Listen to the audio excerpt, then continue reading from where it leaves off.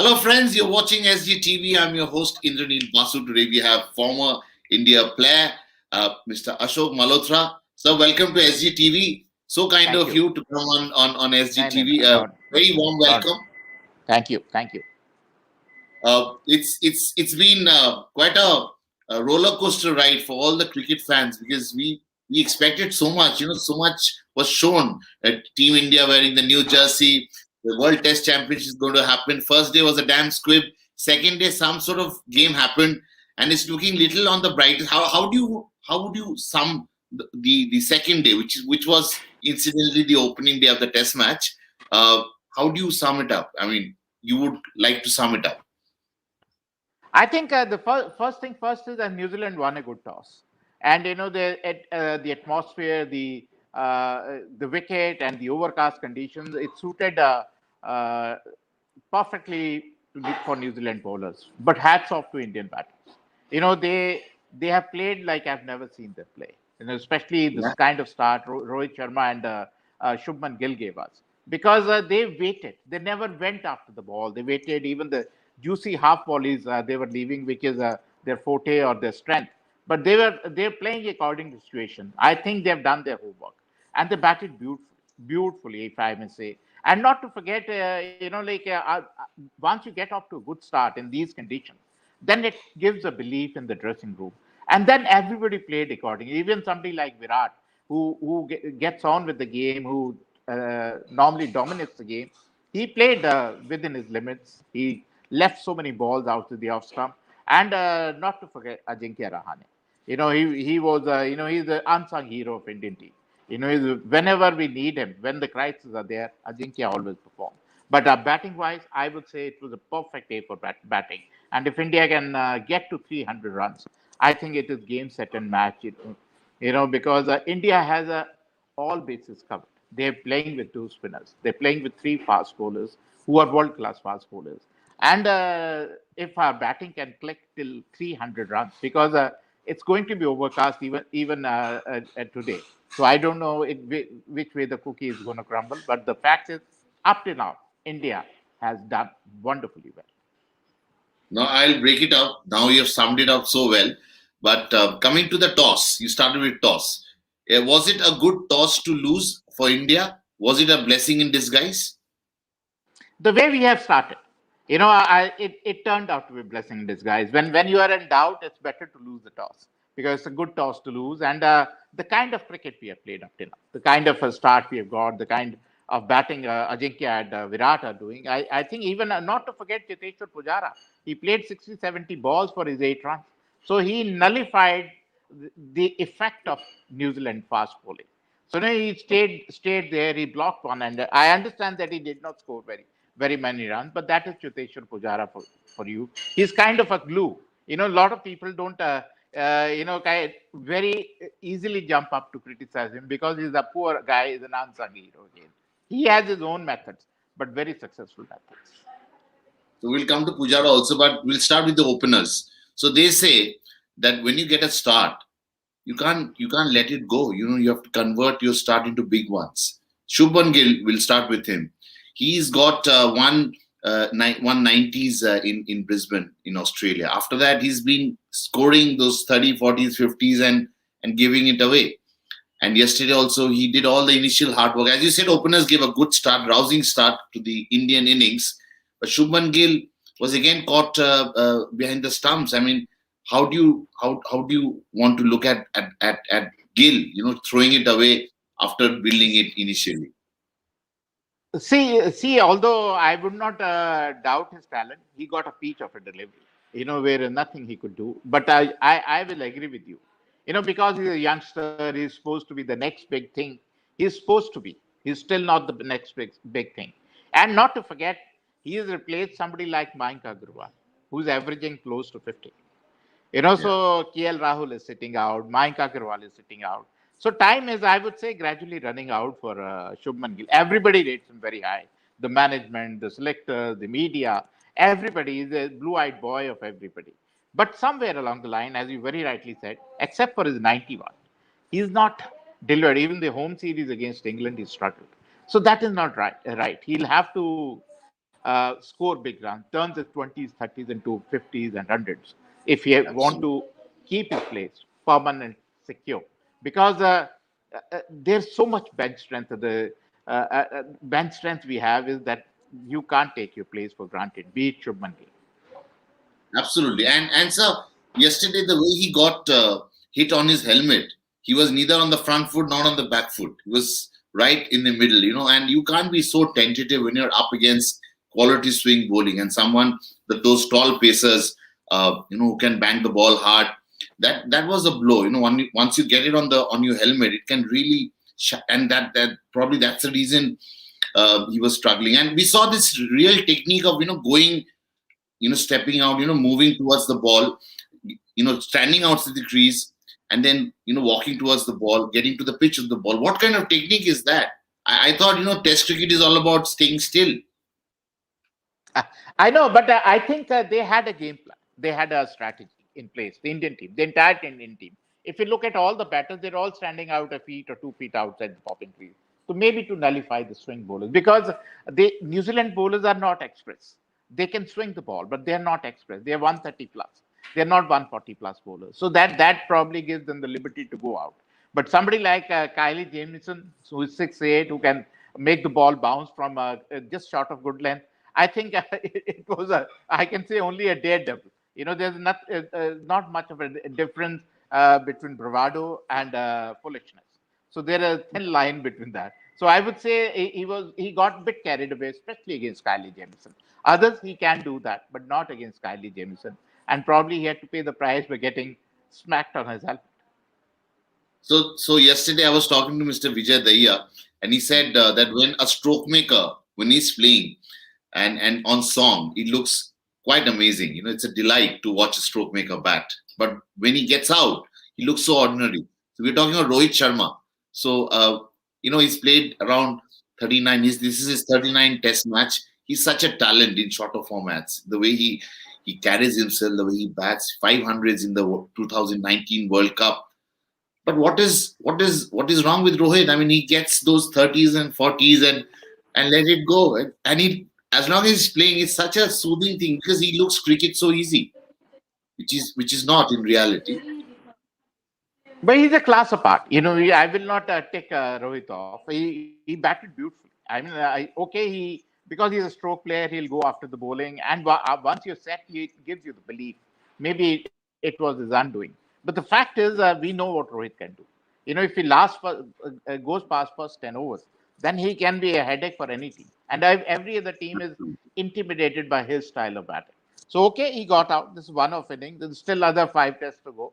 So I'm expecting good things from Rohit because, as you very rightly said, he got 500s in England. And in England, cricket becomes different when there's overcast conditions, like it happened yesterday. But when there is sun coming out, then it becomes very good for batting. You can play through the line, which you can't do when the conditions are overcast. So that was the difference, probably. But still, he curbed his natural instincts. He played within himself. He left a lot of deliveries.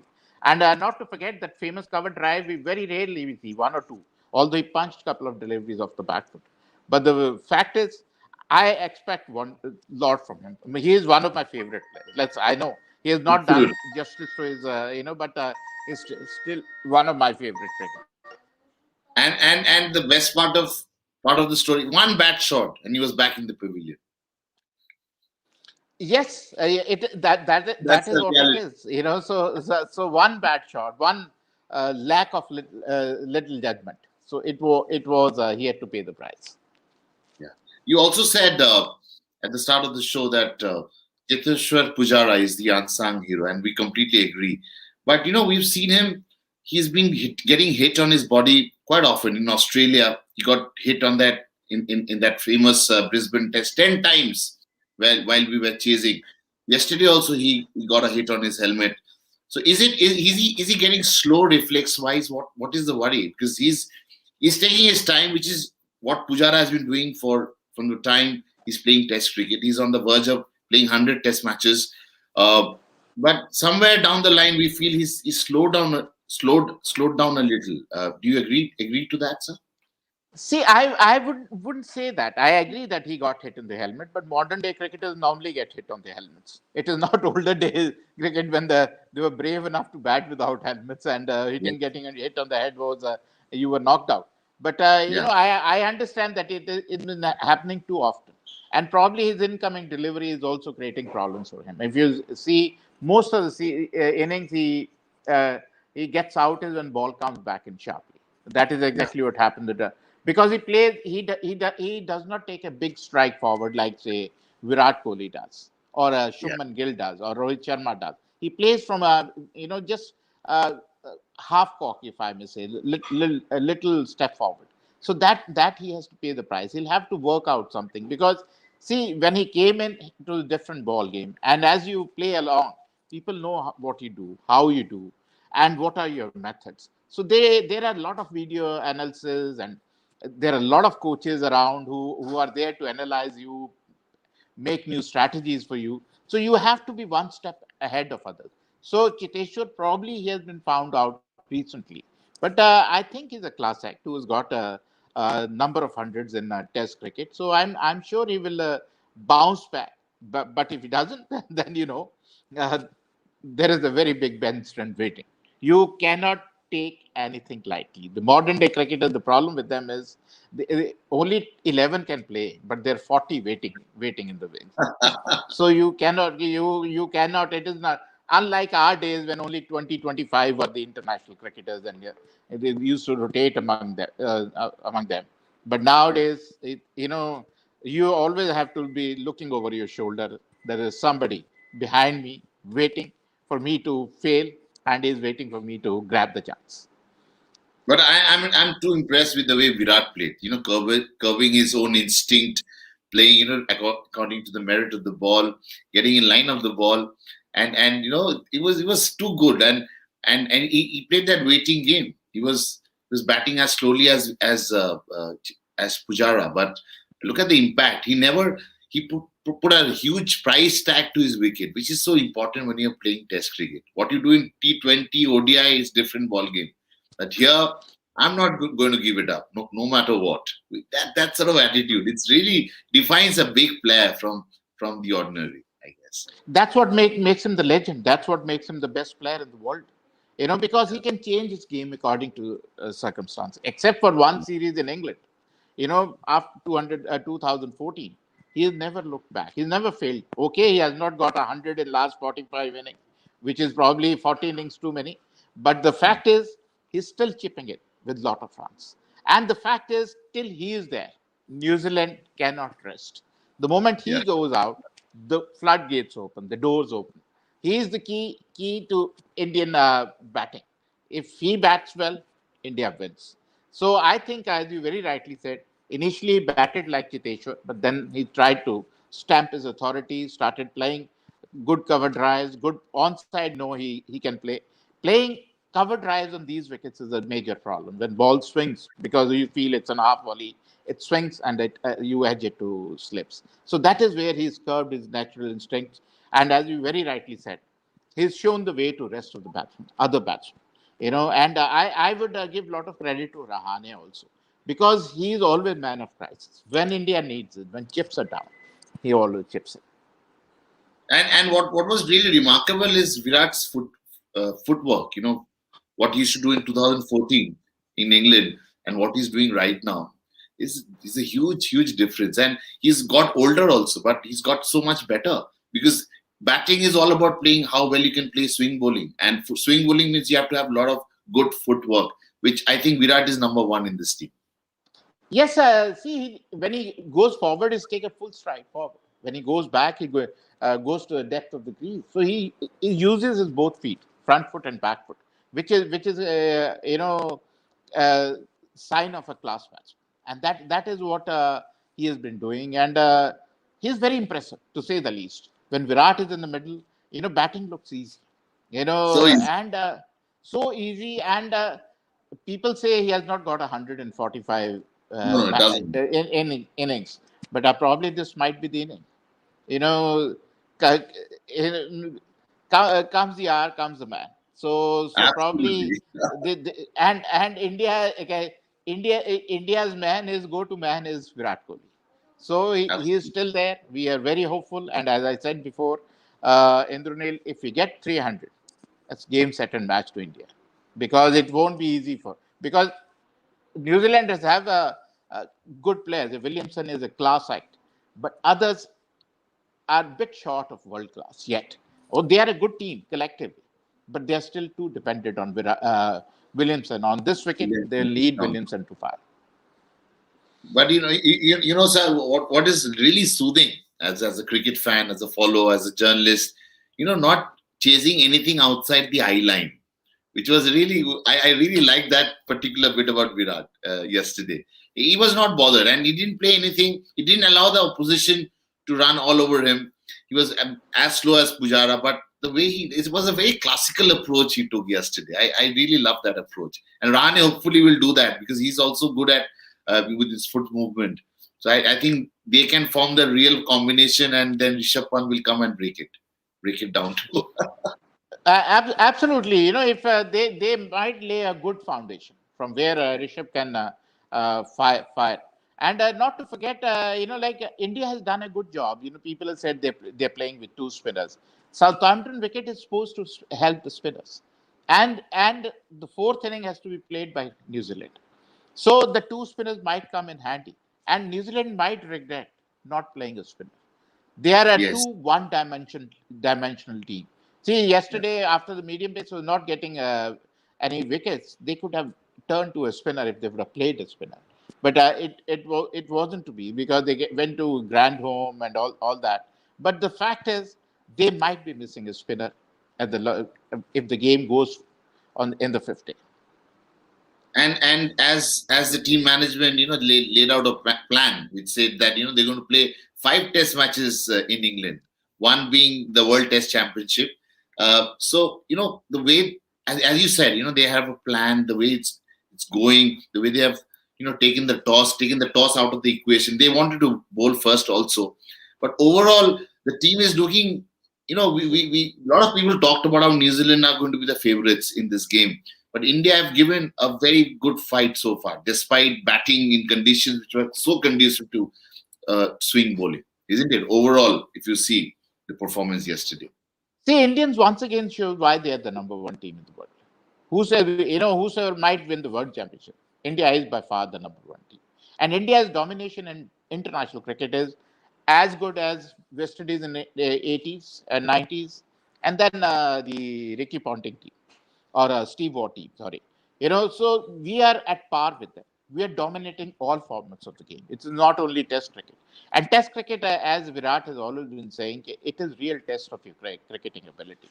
It is the number one sport. And I'm really very fascinated. I was sitting on the edge of the seat yesterday, the way ball was swinging, because it's a contest between a ball and bat. And you are a great player if you survive in these kind of conditions. That is what Absolutely. Virat showed us. Okay, he can survive, he can build an inning, and he can lead from front. And because of this robustness, this sort of talent pool we have two teams right now. One is going to Sri Lanka. And how do you see Rahul Dravid coming into the coaching thing? As I mean, he's of course the head of National Cricket Academy. He's going to be looking after the team, the one day team in Sri Lanka. So how do you see that move of BCCI? How do you see Rahul Dravid as a coach? I think they're gradually easing him into the coaching job. Because and as you very rightly said, we can even pick three teams. Forget two. We can pick three teams in international cricket. Next team you can send to Afghanistan and Ireland and wherever, they will do equally well, because the guys are. I do commentate, and Indranil, I am amazed at the talent we have in India. It's amazing, and sometimes wonder why these guys are not getting a look at. There's so many of them. There's so many of them.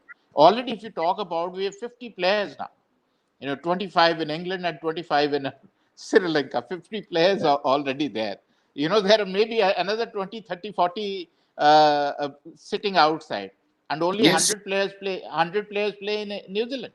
They have to pick from a pool of 100, where we can pick from a pool of thousands or maybe lakhs. So, but the fact is, cricket, we have taken a next step. We are the team. We are the nation. We are probably the best cricketing nation in the world. So quite often we have seen the team would do well and the players are complimented, but the coaching panel are not given that sort of due diligence. Even the selectors also. You've been a selector yourself. When the team would lose, blame the selector, blame the coaches. But now the team is doing well. We are on the threshold of creating history and doing a lot of good things in world cricket, and show our authority that we are the best in the world. We need to compliment the coaches also. Like, for instance, the head coach Ravi Shastri is going to be 60 plus next year, and his contract is getting over. Don't you think because of the World Cup year this year, next year, and following year, we should continue with him till 23 as a head coach? See, the good thing about him is that he has a very good rapport with Virat Kohli. Whosoever might be the coach, you have to have a good rapport with the players and the captain, especially the captain. The difference between Kohli and Kumble is Kumble did not get along with Virat. You see, it is still not football, the where manager calls the shot or coach Yeah. calls the shot. It is the captain who still calls the shot. And I think Ravi, because when he was playing, he was always a very positive cricketer. He might not be as talented as the Gavaskars or Kapil Dev, but he was very, very positive and very mentally tough guy. One of the most mentally tough cricketers. That has rubbed on this team. So I think his talk is definitely adding teeth to the Indian team. The way we beat New Zealand, Australia, and Brisbane, which he must be doing something very, very good. And I agree with you. It can be extended, but first we'll have to wait and see how T20 goes. Ravi Shastri's record has been wonderful, but when it comes to ICC Championship, we probably he has not delivered so far. And not to forget, India is now like Real Madrid or Barcelona. You have to give the trophies. You might be doing wonderfully well, but the fact is, the trophy cabinet is still empty. We have won the series, we have won a lot of overseas in overseas conditions, but the ICC trophy, which is the ultimate, we have not been able to achieve. Last we won was in 2013. It's been, Yes. and that was Champions Trophy in England again. 8 years now. 8 years now, despite being the best teams in the world. Yeah, we need one. Sir, thanks a lot for coming on SGTV, sharing your thoughts. As always, they are very special. And what I really like, sir, you call spade a spade, which is so important for a cricketer. Speak your mind, because this is one thing where you can't sanitize. You can't filter. What real thoughts should be there should come out. And you always do that. And that's why you're so special. Thanks a lot, Ashok Malhotra, sir, for coming to SGTV. And stay safe and see you very soon. Bye, sir. Bye. Thank you. Bye.